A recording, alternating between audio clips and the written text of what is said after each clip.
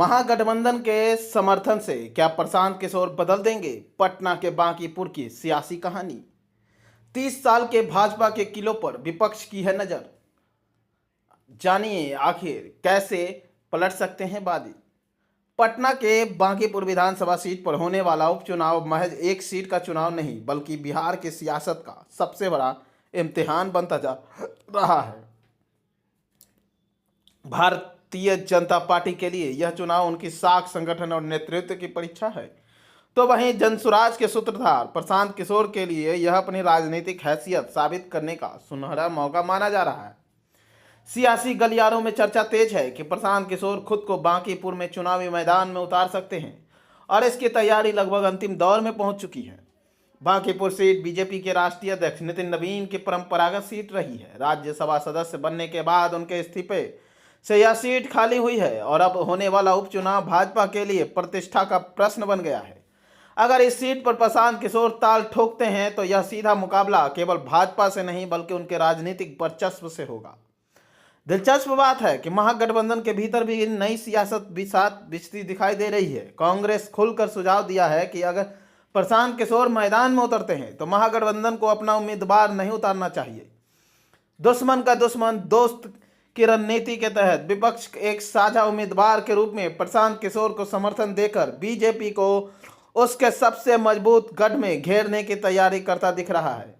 राजद ने भी इस प्रस्ताव पर सकारात्मक संदेश दिया है और साफ कहा है कि उनकी प्राथमिकता भाजपा को शिकस्त देना है।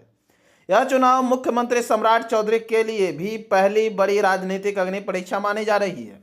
मुख्यमंत्री बनने के बाद यह पहला विधानसभा चुनाव होगा जिसमें उनकी चुनावी रणनीति, संगठन और पकड़ तथा नेतृत्व क्षमता की सीधी परीक्षा होगी। यदि भाजपा अपने सबसे सुरक्षित माने जाने वाले किले में संघर्ष करती नजर आई तो इसका असर पूरे बिहार के सियासत पर पड़ सकता है। बांकीपुर पिछले 3 दशकों से भाजपा का अभेद दुर्ग बना हुआ है। 1995 से लगातार भाजपा यहां जीत रही है। पहले नवीन किशोर सिन्हा और उसके बाद उनके बेटे नितिन नवीन ने इस सीट पर कब्जा जमाए हुए थे।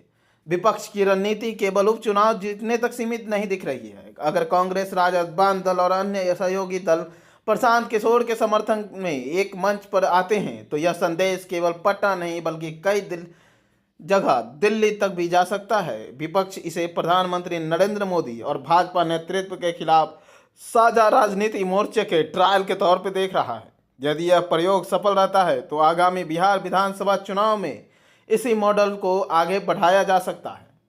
बांकीपुर के चुनावी विषाद जातीय समीकरण के लिहाज से बेहद अहम है।